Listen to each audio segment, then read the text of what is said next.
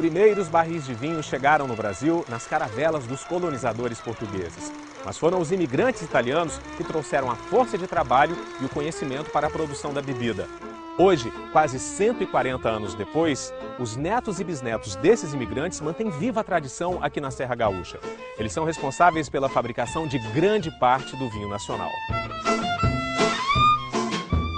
O Rio Grande do Sul produz 90% do vinho nacional, alguns já premiados lá fora. Aqui ainda é tempo de uva verde no pé.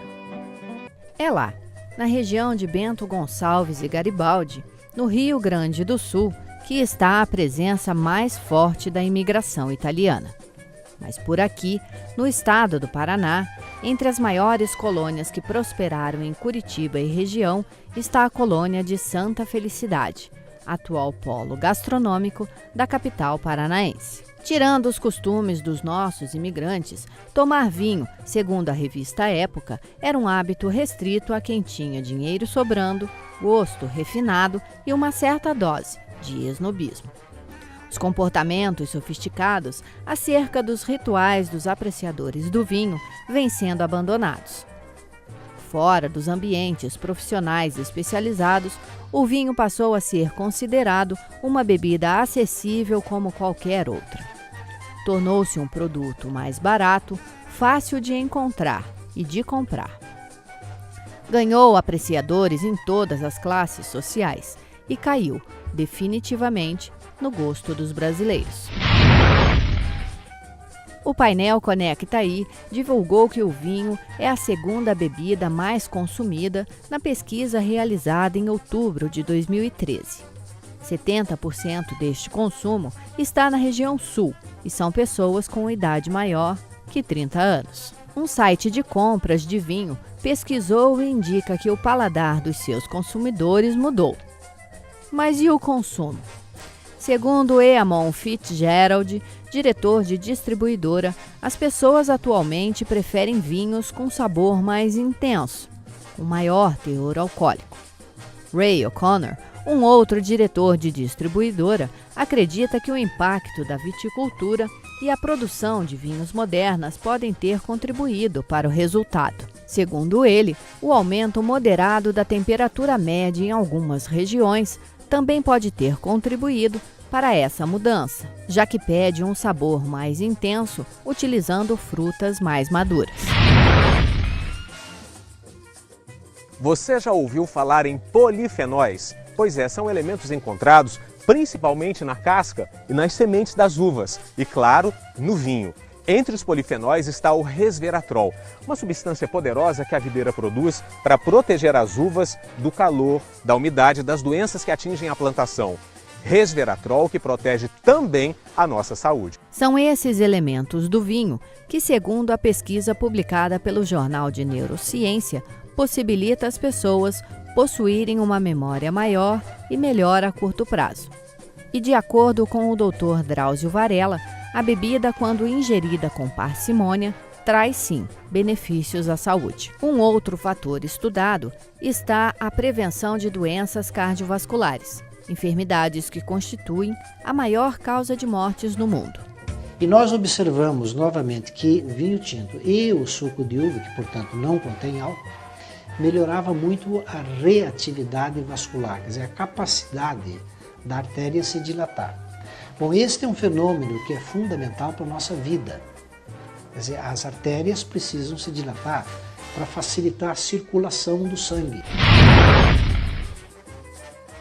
O crescimento da produção de uvas, assim como a produção de vinhos, está diretamente ligado aos avanços tecnológicos. Segundo o estudo realizado pela Faculdade Método de São Paulo, a FAMESP, a indústria vitivinícola brasileira foi uma das que mais progrediu nas últimas 3 décadas. Localidades como a Serra Gaúcha, uma das maiores regiões produtoras de uva e vinho na atualidade, receberam várias espécies de uvas, tais como a Semillon, a Cabernet Franc e a Merlot. Estas que apresentaram maior adaptação ao clima da localidade, possibilitando maior qualidade na produção. Tais aspectos alinhados aos novos sistemas de vinificação maquinários de prensagem, sistemas de controle de temperatura de fermentação possibilitam a fabricação de vinhos com aromas frutados, intensos e persistentes. As videiras importadas da França desde a década de 70 não se adaptavam bem ao clima úmido da serra. Todavia, a partir de estudos genéticos realizados pelo Instituto Agronômico de Campinas, desenvolveu-se porta-enxertos para o clima tropical, tais como o IAC 313, que se tornaram a base da vitivinicultura do Vale do São Francisco, norte de Minas Gerais e noroeste de São Paulo. O IAC 766, que alcançou maior difusão no norte do Paraná e no leste de São Paulo, e o IAC 572, que é utilizado na maioria dos vinhedos recentes das regiões tropicais. O uso de substâncias para induzir a brotação, inicialmente cálcio cianamida e depois a cianamida hidrogenada, foram grandes avanços, pois possibilitaram estabelecer sistemas de produção com 2 colheitas anuais. Atualmente, a mecanização dos vinhedos vem ganhando impulso nos últimos anos, possibilitando a implantação de sistemas adaptados à mecanização das maiores práticas culturais, incluindo poda, poda verde e colheitas, além de pulverizações. A reportagem da TV NBR sobre os 40 anos da Embrapa mostra o uso de tecnologias apropriadas ao clima para a produção de uvas em regiões com solo pobre em nutrientes e altas temperaturas. A matéria divulgada em janeiro de 2015 do jornal Informe mostra o resultado da implantação de técnicas de poda. O produtor Sérgio Suzin, da cidade de Caçador, em Santa Catarina, conseguiu aumentar a sua produção de 17 para 25 mil toneladas após a implantação da nova tecnologia. Segundo os dados divulgados pela Empresa Brasileira de Pesquisa Agropecuária, a Embrapa, as máquinas necessárias para o processamento do vinho são a esmagadeira, bombas para transporte de uva e vinho, recipientes utilizados para fermentação e armazenamento, filtro, enchedora e arrolhadora para o engarrafamento do vinho e a capsuladora de garrafas. A Embrapa também prevê para a produção inicial a construção de um galpão industrial para o funcionamento da cantina, com 140 metros quadrados de área útil. Dessa forma, a Embrapa estima para tais equipamentos e estruturação um custo aproximado de R$ 172 mil. Além dos equipamentos, a Embrapa prevê para uma produção anual de 35 mil garrafas de 750 ml, o custo de R$ 221 mil, considerando os materiais diretos, mão de obra direta e custos fixos. A partir do estudo de caso realizado em 2012 pela Universidade Federal do Pampa, no município de Dom Pedrito do Rio Grande do Sul, as principais dificuldades enfrentadas pelos produtores de vinho estão associadas à importação de mudas de videiras na Itália, a concorrência com vinhos importados comercializados pelos países vizinhos e a mão de obra qualificada. A notícia divulgada no site da Rádio Cultura de Foz do Iguaçu em 2014 mostra que os vinhos importados continuam dominando o mercado com cerca de 78%. Segundo os produtores brasileiros, a concorrência é desleal, devido aos altos impostos sobre a produção brasileira.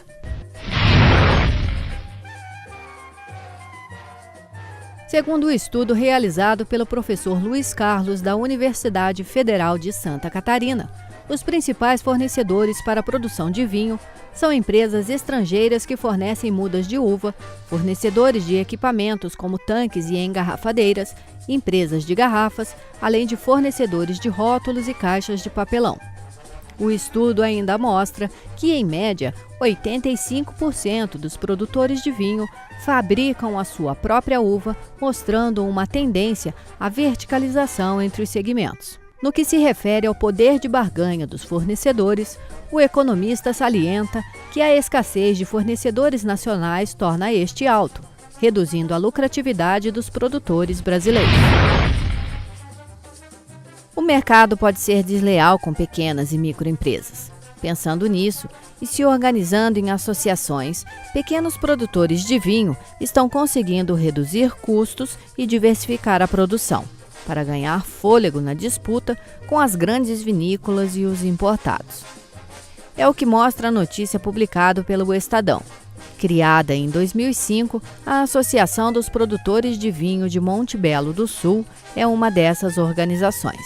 Na região, considerada a maior exportadora de uvas para espumantes do país, 12 pequenos produtores buscavam uma alternativa de industrialização para as uvas, já que até então nenhuma gota da bebida era fabricada no município. Uma parceria com a Embrapa Uva e Vinho, que colocou à disposição o centro de pesquisa e a estrutura industrial, permitiu que começassem a fabricar o produto. Dessa parceria, surge a possibilidade dos pequenos produtores conseguirem canais com os consumidores, facilitando assim o seu acesso no mercado, que de outro jeito poderia demorar, além de ser ineficiente. Outro aspecto no qual os produtores estão sendo ajudados vem das informações oferecidas pela Embrapa, possibilitando que os produtores refinem tanto o processo como o produto. O setor de notícias da Câmara de Deputados informou em 2008 que produtores de vinho, por meio do deputado Onyx Lorenzoni, foram à Câmara de Deputados em Brasília para pedir ao Ministério da Agricultura que regularize a atuação no mercado de produtos derivados do vinho, tais como sangrias e coquetéis. Para os produtores e também para o deputado, são produtos que, na verdade, têm como objetivo vender álcool para camadas de menor poder aquisitivo, fazendo de conta que é uma fantasia de vinho. Atualmente, os derivados do vinho abrangem mais da metade do mercado. Entre as reivindicações estão uma maior vigilância no cumprimento das normas para sua fabricação e discussão para o setor do vinho no Brasil, de modo a fortalecer este mercado. Segundo Graciane Castro, coordenadora-geral de vinhos e bebidas do Ministério, as autorizações dadas para a produção de vinhos e derivados está conforme o estipulado pelo Mercosul. No entanto, por questões de zelo legal, decidiu por esperar um posicionamento da Anvisa para análise da situação e de seu relacionamento com o mercado sul-americano. Conta aí, qual é o tema do programa de hoje? Bom, o tema é para aquele produtor que pretende melhorar sua renda. Inovação como forma de diferenciar produtos no mercado. Ah, tá. Sei bem do que você está falando. É que o produtor precisa estar atento para as inovações tecnológicas. São elas que tornam um produto diferente dos outros que estão no mercado. Exatamente. Um produto diferente e inovador é mais valorizado. Certo. Vamos ouvir o que tem a dizer o pessoal da Embrapa Uva e Vinho de Bento Gonçalves, Rio Grande do Sul. Com a palavra, a jornalista Viviane Zanella. Um dedo de prosa. Vamos conversar com a analista Luciana Prado, da área de transferência de tecnologias da Embrapa Uva e Vinho. Luciana, a Embrapa tem trabalhado com o conceito de inovação, mas afinal de contas, o que é isso? Bom, o conceito de inovação de um produto inovador ele é bastante variado. Ele pode ser uma nova ideia, ele pode ser uma nova aplicação, novos mercados, novos modelos de negócios. Ele pode ser algo que impacte diretamente o consumidor ou algo que impacte diretamente a indústria. De acordo com a notícia publicada na Veja Economia, o Ministério do Desenvolvimento estuda o pedido para salvaguardar, ou seja, proteger a produção nacional, criando barreiras e restringindo os vinhos importados, principalmente os europeus, já que estes chegam com preço mais atrativo ao mercado brasileiro. A concorrência com as bebidas latinas foi tema de discussão do Comitê de Vinho da FEComércio de São Paulo. É meio difícil um produtor brasileiro, mesmo tendo a qualidade que nós já temos, competir com os seus pares vizinhos aqui, de Argentina, Chile, Uruguai, que tem um custo de quase um terço do que um empresário brasileiro tem. E depois, quando o vinho ficar pronto, para você ter uma ideia, ele já sai da vinícola onerado em 56% de impostos. Os vizinhos é 18, 20, 22. Então, eu não sei, eu acho que o governo precisa se conscientizar disso. Não é só o nosso setor que fala, é todo o setor que fala sobre custo Brasil. Até onde nós vamos levar isso, né? A BBC britânica noticiou que países europeus pretendem reagir às barreiras impostas pelo Brasil e consideram a medida como inaceitável. Segundo o secretário-geral do Comitê Europeu das Empresas de Vinho, tal ação pode comprometer o laço que existe de livre mercado entre a União Europeia e o Mercosul. Para o Mercosul, pouco deve mudar, já que os vinhos chilenos e argentinos sofrem uma taxação menor e juntos somam mais da metade do mercado de vinhos importados, dentro do solo brasileiro. O mesmo não se pode dizer dos europeus, principais prejudicados com esta ação. Países como Itália, Portugal, França e Espanha, de terceiro a sexto posto, respectivamente, ainda são expressivos dentro do mercado e vinham crescendo em seu percentual de vendas. A ação do governo brasileiro pode ter consequências aqui também, já que os europeus podem aumentar os seus investimentos em outros países em ascensão econômica e de consumo de vinho, como é o caso da China. Depois de sofrer com a concorrência dos vinhos chilenos, argentinos e europeus, e ver nos produtos substitutos como sangrias e coquetéis, e ultimamente até o suco de uva, os produtores brasileiros buscaram saídas para melhorar o seu desempenho econômico. A notícia da IG, via portal O Jornal de Hoje, cita as estratégias adotadas como o engarrafamento de vinho em países vizinhos, diminuindo assim o seu custo. A alta do dólar nos últimos anos, particularmente, ajudou na inibição da entrada de vinhos importados, fazendo com que o vinho brasileiro ganhasse espaço. Em 2013, o mercado nacional teve alta em todos os índices de produtos.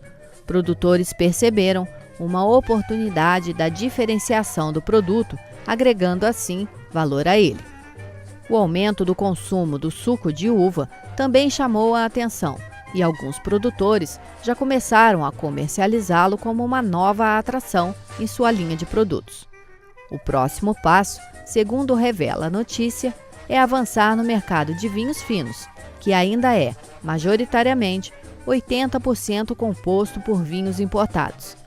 Embora estejamos crescendo, tanto na produção como no consumo, outros países, em especial a China, se mostram bastante promissores e já hoje mostram taxas extremamente altas.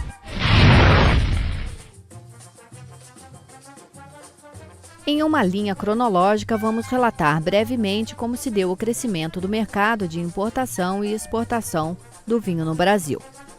Foi em decorrência da abertura comercial da década de 90 que registrou-se grande aumento das importações de vinhos, o que levou à contenção dos investimentos das multinacionais. Foi entre os anos de 1991 a 2000 que houve aumento da participação dos vinhos finos importados no mercado brasileiro. As políticas macroeconômicas refletiram no comportamento deste mercado. O destaque da participação do Paraguai no total das exportações brasileiras foi entre os anos de 2001 e 2005. A participação desses vinhos no mercado de vinhos finos passou de 53% para 59%. No entanto, houve uma queda no volume absoluto comercializado. Entre os anos de 2007 a 2010, as exportações dos vinhos brasileiros ganhou presença nos mercados internacionais disputados. No primeiro trimestre de 2007, já se reflete este desempenho, com crescimento de 120% em relação ao mesmo período de 2006.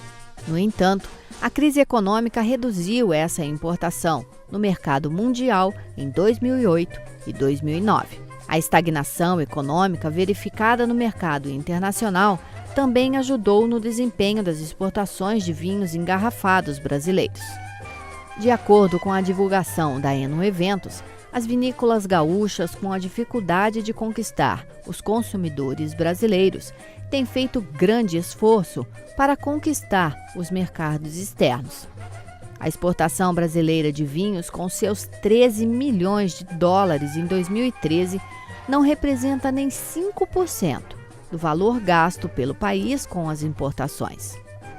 A notícia da IG, via o blog de vinho, revela que o crescimento do mundo dos importados está levando os números para cima. O crescimento em relação a 2013 foi de 12,5%. Em um país com déficit de dados, este levantamento realizado por Adão Morelato é um trabalho importante, que mostra como está o mercado de vinhos importados no Brasil. Ele explica: em valor, estamos próximo de um montante de 325 milhões de dólares. Isso significa algo como 9.000 containers de 1.000 caixas com 12 garrafas cada uma. Somente por esses números, dá-se para imaginar o tamanho, a complexidade, versatilidade, dinâmica e valores que envolve este setor. Em um levantamento dos dados de 2007 versus 2014, a performance foi 93,45%, ou uma média ponderada acima de 13% anuais. Poucos e segmentados produtos cresceram nesta proporção. E ainda há o fator cambial, que em 2014 aumentou em quase 15%. Resultado nada mal em um país que teve crescimento perto de zero em 2014.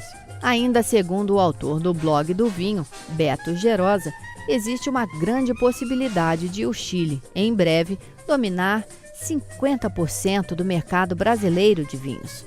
O crescimento em 2014 foi de quase 26%, alavancado principalmente pela estratégia das grandes empresas chilenas em priorizar os 5 mercados chaves: Estados Unidos, Reino Unido, China, Japão e o Brasil. O modelo teórico das 5 forças de Porter tem como principal finalidade analisar a competição de empresas de um determinado setor industrial através de elementos genéricos encontrados em todos os mercados. No caso da vitivinicultura, observa-se que o grande boom se deu com a abertura de mercado da década de 90, haja visto que até então o vinho estava mais restrito à produção artesanal e voltada para a clientela interna. Com a abertura do mercado para as importações e exportações, permitiu uma evolução do ano de 1989 até o ano de 2013, passando de 29 milhões para 290 milhões de dólares em valores corrigidos, o que modificou certamente o gosto e o consumo da clientela direta. É preciso considerar ainda, nesta análise, a dificuldade que o setor tem em adquirir tanto tecnologias quanto matéria-prima para o desenvolvimento deste produto, haja visto a escassez de fornecedores nacionais. Dessa forma, verifica-se um monopólio por parte das empresas estrangeiras que fornecem tais insumos, o que torna o poder de barganha dos fornecedores alto, devido à dependência existente por parte dos produtores de tais recursos. Com base nas características do setor, o investimento necessário para a produção de vinho torna-se alto, reduzindo assim a lucratividade do produtor brasileiro. Certamente que a rivalidade entre concorrentes está presente nesse mercado também. A proximidade dos vizinhos chilenos e argentinos contribuiu para que o vinho desses países alcançasse lugar de destaque no mercado nacional. Vinhos europeus também marcam presença, porém em números menores. Os concorrentes, então, podem ser identificados como os vinhos de diversas nacionalidades que competem pelo mercado. Em busca de uma maior fatia, as empresas procuram diferenciar o seu produto investindo em insumos de qualidade, serviços e outros elementos que tragam satisfação e sensação de superioridade, criando assim uma variedade de produtos que atendam às parcelas diferentes de clientes. Sendo um mercado extremamente competitivo, algumas empresas buscam a inserção através de produtos substitutos como suco de uva, sangrias e coquetéis. Até o fim da primeira década dos anos 2000, o mercado brasileiro para vinho de alto padrão era dominado por marcas estrangeiras. Em 2012, o governo brasileiro instituiu uma barreira aos vinhos europeus, de modo a criar um protecionismo aos vinhos nacionais. A partir deste ano, o vinho brasileiro ganhou força, ao ponto de ter ganhado nos últimos anos prêmios de excelência e entrou de vez em mercados como o americano e o chinês. Motivo esse para o aumento da quantidade de notícias relacionadas, principalmente entre os anos de 2012 e 2014.